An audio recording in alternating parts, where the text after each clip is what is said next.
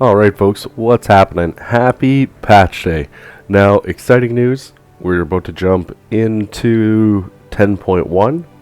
There's a lot of fun changes that are coming. The bad news, game unavailable from 7 a.m. to 3 p.m. Pacific time. What a long stretch. Alright, let's see what we can do here. What are we going to do while we're waiting basically the entire day to get back into this new content here? Well, it's never a bad time to make a fun tier list or two, right?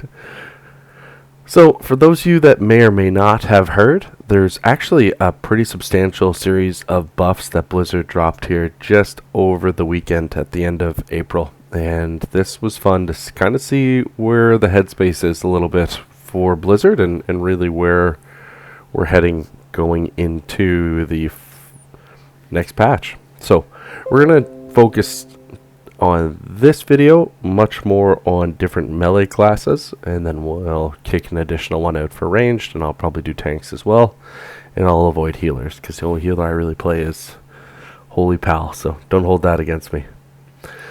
Alright, so for those of you that aren't aware, I'm going to start off with Warrior. That's where I spend probably at least a quarter, if not a third of my time between the three different Warrior specs that are out there. Warriors, both Arms and Fury, seen some pretty substantial buffs. Seen a 4% flat damage buff for Arms.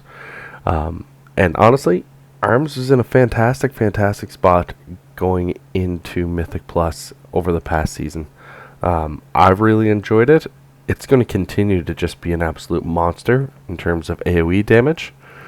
Mortal Strike is getting buffed up as well. Our tier set's really going to complement Arms. Not as much on single target, so you still might not see Arms a whole lot in raid. You might see a few more Fury there, but really it's going to fit really well in terms of Mythic Plus. It doesn't have the amazing utility. It doesn't have B-reses like a druid or a paladin. It doesn't have a lot of unique crowd control, but Warrior brings enough. And when you actually look at the throughput of Warriors that are just absolute pumpers out there, Arms, for me, I'm going to start off with it in A tier.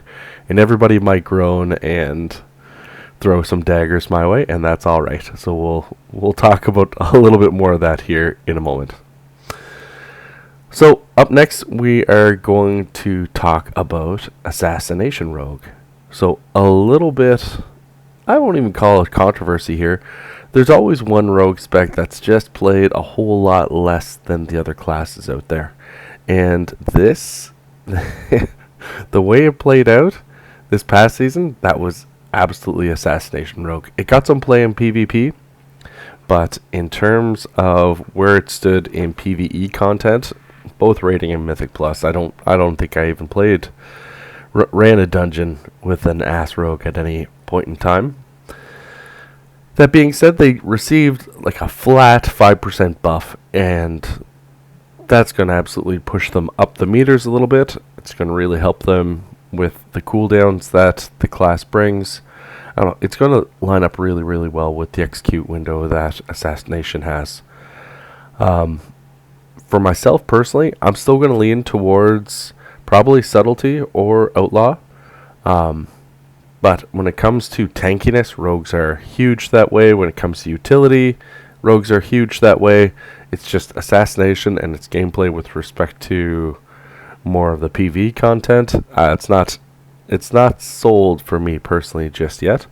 So what we're going to do, we're going to probably drop Ash down into the C tier. Now don't fret. This could easily be B tier. We'll do a little bit of a reconciliation after the fact and figure out where we're sitting here in terms of all our different rogue classes.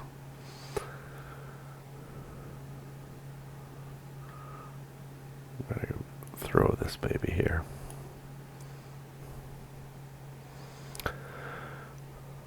Alright, so continuing on with our bit of our script here today. Next we're going to touch on enhancement. Now, enhancement, I really wanted to main enhance over the course of Shadowlands. It wasn't working for me. Blizz has been trying to figure out how to reworks play out, and I think they're getting a lot closer. Certainly Enhancement and Retribution Paladin have been the two most successful reworks I've seen Blizz pull off, certainly in the last couple expansions. Going into 10.1, Enhancement didn't get any buffs this past weekend, but their tier set is just going to have them absolutely more bursty than ever before. Having your bursts build tied to Sundering, it's going to be fantastic. Like, ultimately, players are going to be able to send it every single cooldown, every 40 some seconds that Sundering comes back up. We're just going to be able to drop that, and it's going to really feel good and feel exciting. So I think that's a really nice change for Enhancement. I've definitely relied on it for more of an AoE stun, and would be trying to line that up with the pulls in my group. But ultimately, that where Enhancement is, its core damage is fantastic, its burst is fantastic, sustained AoE, no complaints on that front. Really, we're going to have good damage, especially with the Sundering change, for every single pack in Mythic Plus. Combine that with our utility with totems, bloodlust, unk. Honestly, Enhancement's bringing a whole lot of fun to the build. For me, I was really on the fence of where I was going to place this. I'm going to put it up at the top of the A tier right now, and like I said, hold on, don't anyone get too excited. Up next, we're going to speak about Feral Druid. So Feral also received big buffs here this past weekend. They're going to do absolutely fantastic AoE damage, and that's basically what they were known for. That's probably going to be as good or better in 10.1 than what we've seen. Where you're going to see a substantial improvement is that Blood Talons is now back as more of a single target complement. It's going to absolutely change the way Feral plays.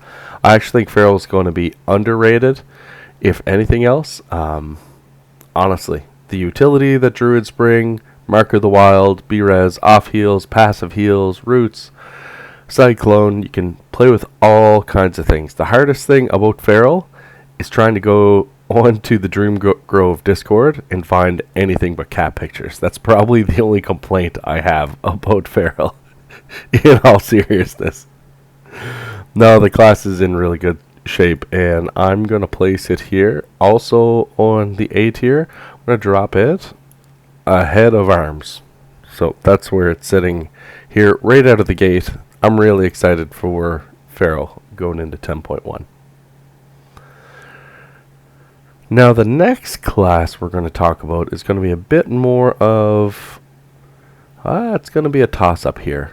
So we've got Frost Death Knight coming at us. Frost is going to have an improved damage profile.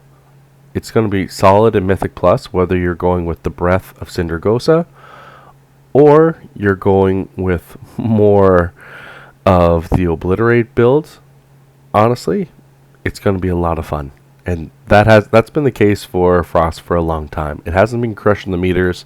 It wasn't in the similar spot that Unholy was at the beginning of Dragonflight. But if you're able to talent into the Ice Cap build, I think you're going to really enjoy Death Knight going into this season. Like, this is probably going to be my go-to spec when I look at least in dungeons, for Unholy. Or for Death Knight, I should say. It's going to be a bunch of fun. Death Knights bring a ton of utility, whether it's AMZ, whether it's your grips, your B-Res. There's a whole bunch of things. So I've really been kind of on the fence of where I wanted to place this. For me today, I'm probably going to drop it down into the B tier. And if you haven't run with a lot of Frost Death Knights lately, that might come as a bit of a surprise. But honestly, I think it's going to be an absolute blast. Worst case, you could talk me down into C tier. It's definitely not DRF. Really isn't. I'm throwing it in B tier. Let's see what plays out.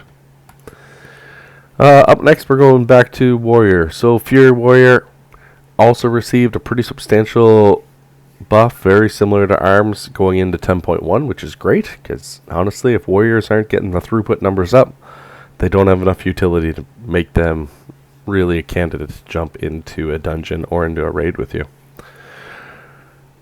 But the tier set looks absolutely fantastic this year, doesn't it? Let me know your thoughts down in the comments below on the tier set. So, definitely, Fury's going to struggle with the lack of utility in Mythic Plus. I don't think there's any real surprise there. The class hasn't significantly changed.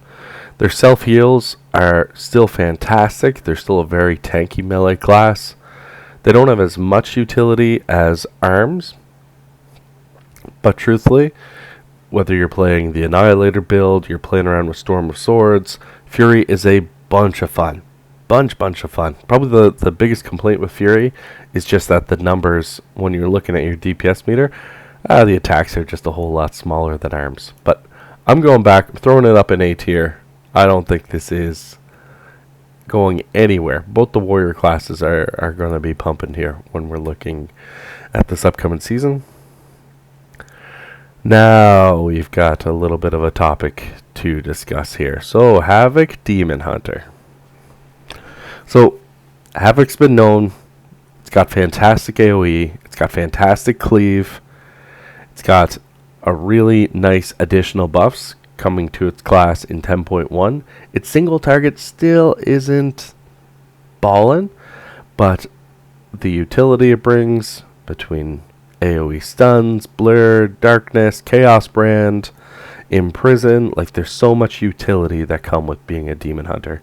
For myself personally, I'm still not a lover of the momentum build, but I have a bunch of fun when I'm playing Havoc.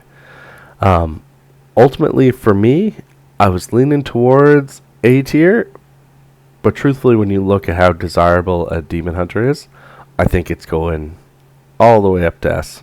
Demon Hunter is still one of the major go-tos here, especially when we're speaking about Mythic Plus. Up next, we're going to chat about one of our favorite rogues anyway, Outlaw Rogue. So we've got a few fun little aspects that are coming at us here with Outlaw. Just trying to find it on my screen. Where's my Outlaw? Man. Alright, so let's get back to it. Outlaw. I think it's absolutely fantastic in Mythic Plus. It did receive buffs to their finisher abilities, along with the new tier set that's coming. Outlaw is going to be super, super desirable. Honestly, rogues provide so much utility. They do a hell of a lot of damage. They've got cooldowns that are available on every pack that you're going into. You bring Shroud. Like, Outlaw is just absolutely fantastic when it comes to what we're trying to accomplish here. So I'm going to throw that bad boy a little bit higher up anyway, up into the S tier, and we're going to go from there. There's got to be one up in the S tier, and it's either sub or it's Outlaw, and we'll go from there. Alright, so following Outlaw, here comes the flavor of the month for every class. So next we're going to talk about Retribution Paladin. There, done, I jumped to it. I'll actually even put it ahead of Outlaw. I think Ret is in an absolutely fantastic spot. I think anyone who's looked at any of the damage meters will agree Ret is totally pumping in Mythic Plus. It's almost becoming a problem because I've mained Ret for multiple expansions, and there's just so much of the class that now feels like it's almost built for Mythic Plus. And you compare that to where the spec was back in Shadowlands, you couldn't get into any kind of competitive dungeon if you were a pink class. Like, it wasn't going to happen. Definitely bring in a B-Res, Bubble, Hammer of Justice. Rep brings a bunch of utility. It's absolutely fantastic. It's definitely S tier for me. I'm expecting we'll actually see more Rep Paladins here going into 10.1, because there will be There will be some restrictions here after... Well, I shouldn't say restrictions. There'll be some reductions to players playing Prop Paladin after they receive some nerfs, actually. Just this past weekend. So, stay tuned for that. I expect we'll see more pink pallies in queue. So, up next, Sub Rogues. So, Sub, and this blew me away, actually received more buffs on their single target. And that really starts to push them, right? Like, you got Outlaw, you've got Sub, you've got quite a few different builds that are out here. Honestly, I have a really hard time with the amount of damage that Sub puts, not putting them up in S tier, and I want to talk through it. We've talked a lot about the utility that all rogue classes bring, and that's totally true. But Sub Rogues, between their cheap shots, their eviscerates, you're able to actually tunnel down like key critical mobs really quickly, and that really speeds up the overall pace of your key. Like, this is where I'm going. Sub, you're the top of the tier for me. Outlaw, I don't know how I feel about this, but if Outlaw's not an S just because you don't like having two rogues, it's here. Like, these rogue classes are the rogue specs are absolutely fantastic. So they're in a great spot. Up next, we're going to talk about Survival Hunter, probably a class that gets, I don't want to say no love, but like extra hate. So they were looking really strong. It looked like Blizzard was really trying to shape the amount of people playing Survival. Survival was really popular in Season 4 of Shadowlands. However, with the tier set getting nerfed, Survival isn't really going to build and get a whole lot more love than what they seen in Season 1. I think they bring great damage in AoE. Wildfire bombs still got buffed going into this new patch. They're going to continue to have great cleave damage with kill command. Hunter's utility is actually underrated, but the spec still isn't going to be something that people are going to spend a lot of time on, because hey, if you want more defensives, you bring this pet. If you want to bring Lust, you bring the Lust pet. So you've really got to, like, in order to bring the Lust utility, you've got to give up a defensive. And there's no other class in the game that actually faces that problem. So for me, I love what they're trying to get to with Survival. It's just going to be probably a C tier baby for me right now. Alright, let's keep cruising. Up next, let's talk about Unholy DK. So Unholy DK is really, it's kind of on the fence for me in terms of Mythic Plus. I know we've seen a lot, and I can't stress this enough. We've seen a lot of different gameplay here with our Death Knights. It was part of the meta build, if anyone who was watching the AWC Championships in that space. But really, Unholy received flat buffs to all of its core abilities. Its damage is really centralized around its cooldowns. Now it's going to work a lot better with scaling. It was probably on the fringe to fall behind with some of the scaling from getting gear. Similar to all other Death Knights, brings AMZ. Unholy actually brings a lot more, I'll call it optionality, being able to spec into single target or AoE builds, depending on the content you're playing. And their on-demand bursts is actually increased here due to some buffs around army and being able to give a little bit more energy with that. Honestly, Unholy, I actually don't think it's that bad. It's probably going B tier for me. I've seen some people argue it's A tier. I don't think we're seeing the damage like we did earlier on the PTR. And finally, our last melee class.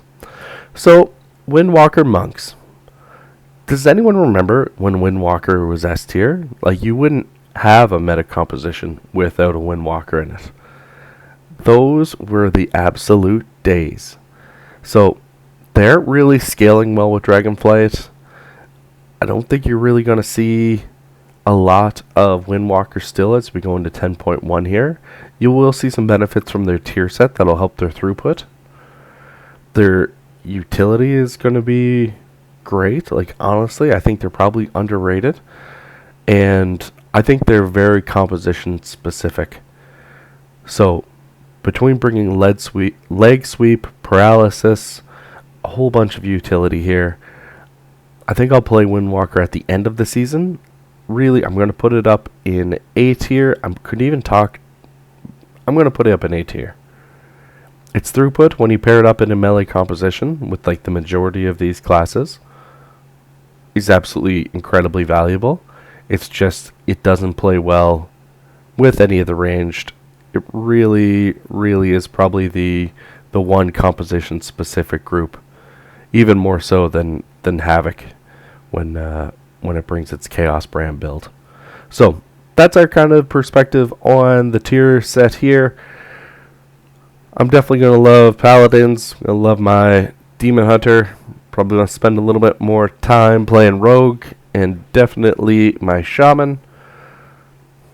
I got to find more hours in the day because I hit 2,500 on my Warrior this past season. So lots of work to do for all of us. Let me know down in the comments. Did I get this totally wrong? Are there melee classes that you would have stacked way differently? Do you know why the icons for rogues are the old ones? It kind of blew my mind there for a second. Let me know down in the comments. Thanks for watching, folks. We'll talk to you soon. Peace.